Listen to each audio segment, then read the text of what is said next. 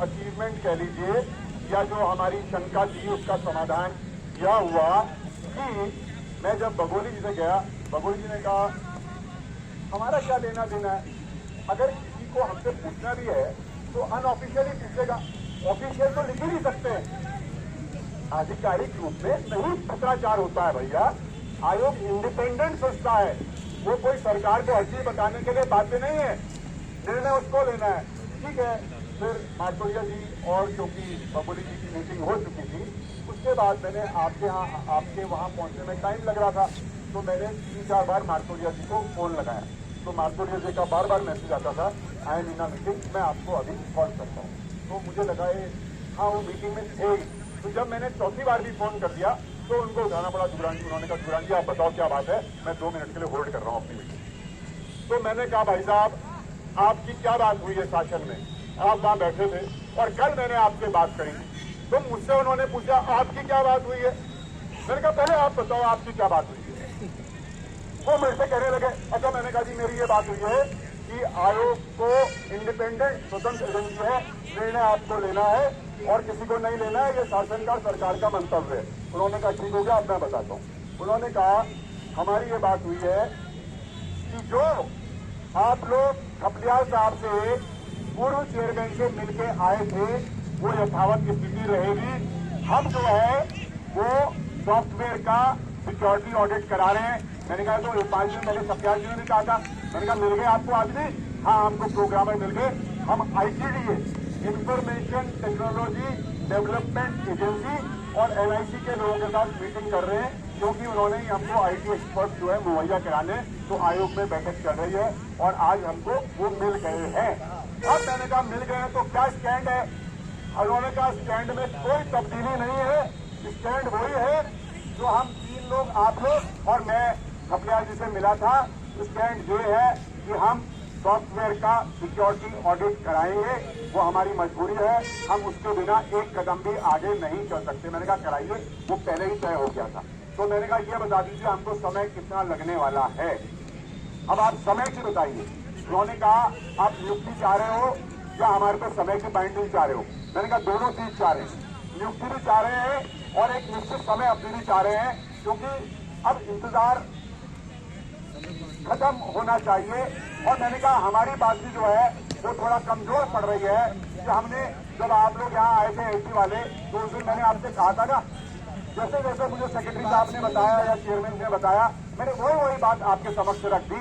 जिस दिन मैंने आपसे बूढ़ चने की बात कही थी, मैंने कहा भाई अब बूढ़ चना खाएंगे हम लोग गांधी पार्क में बैठ के आपकी ज्वाइनिंग के लिए। ईडी को अब चिट्ठियां जाने वाली, लेकिन 1 महीना निकल गया कि NIC ने आयोग के कहने पे प्रोग्रामर उपलब्ध नहीं कराए। अब सेक्रेटरी से भी दबाव पड़ता गया, उनमें भी जो है चिट्ठी दी। अब थोड़ा संतोषजनक बात यह है कि निरस्तीकरण का दूर दूर तक कोई मामला नहीं है। और देखिए आपके मामले में तो अभी तक कोई बात ही नहीं है।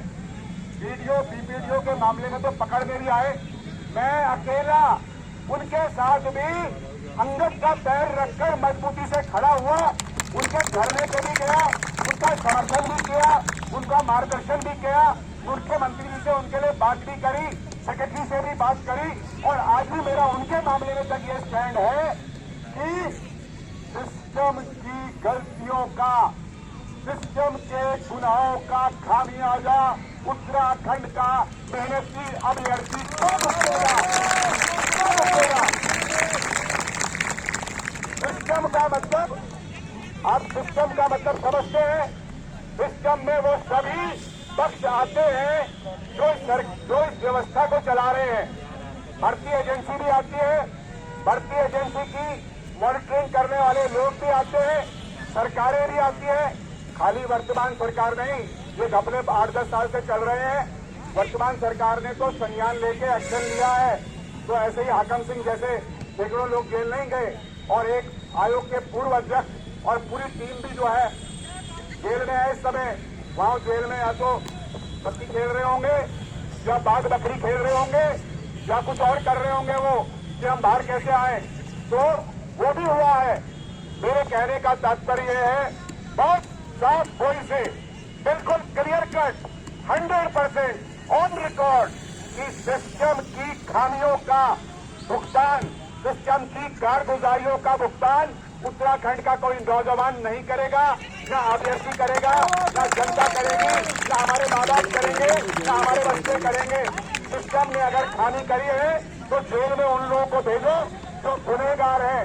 लेकिन जिन लोगों ने मेहनत से, ईमानदारी से, परिश्रम से 7-8 वर्षों का इंतजार करते हुए परीक्षाओं को क्लियर किया है, उनके साथ 100% न्याय होना चाहिए, क्योंकि उम्र बार बार नहीं आती। आपके पास जो है जो ये उम्र है, ये कईयों की जो है 6 महीने और साल भर बाद जो है वो ओवर एज हो जाएंगे, कोई 2 साल में हो जाएंगे। और नहीं अगर हो रहे हैं, अगर नहीं ओवर एज हो रहे हैं तो भी ये तत्काल ये काम होना चाहिए। मैं केवल इतना कह सकता हूं कि रविंद्र उग्रान पूरे प्रदेश में सबसे पहला आदमी होगा जो आपकी लड़ाई के लिए सरकार से लेकर न्यायालय तक लड़ेगा, संघर्ष करेगा, चाहे वो वीडियो वाला ही मामला क्यों ना हो।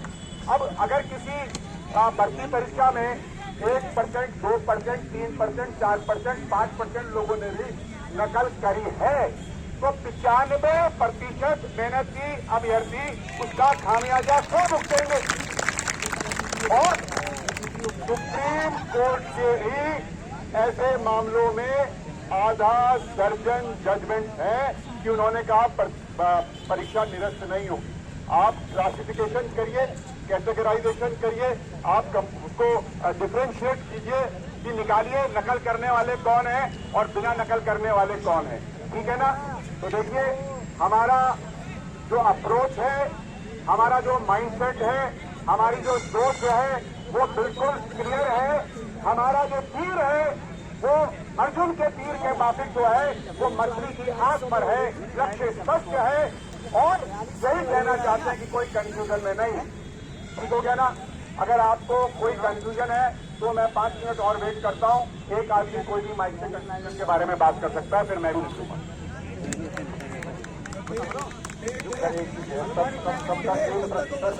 एक प्रश्न है, कब तक नहीं हो पाएगी, मतलब कब तक वो ऑडिट कंप्लीट हो जाएगा। अब देखो जी, कब तक तो मैं भी बड़ा अचंभित हुआ कि आयोग ने और एनआईसी ने 1 महीने का समय, मतलब 25 दिन का समय लगा दिया और उनको आदमी नहीं मिले। तो हम तो समझ रहे थे कि हम दिवाली से पहले आपको ज्वाइनिंग करा देंगे, दोनों एडीओ को लेटर चल जाएंगे और हमारे कलीग सहायक वालों का भी हो जाएगा, स्टेनो वालों का भी हो जाएगा। लेकिन वो तो नहीं ना। अब बात आ रही है कब तक की। अब मैंने आज जो अपना वीडियो बना के भेजा है उसमें मैंने यही साफ लिखा है कि 3 सप्ताह के भीतर तो ऑडिट की तमाम ढोल पोल प्रक्रियाएं पूरी होगी। कहीं चौथे सप्ताह में नियुक्ति का मार्ग प्रशस्त होगा। अगर मैं जोड़ रहा हूं, अगर इन नियुक्तियों में कोई ऊंच नीच बड़ा मामला नहीं आया, अगर बड़ा मामला आएगा तो वहां पे भी हम भी निष्पक्ष हैं, वहां पे हमारे भी हाथ बंधे हुए हैं।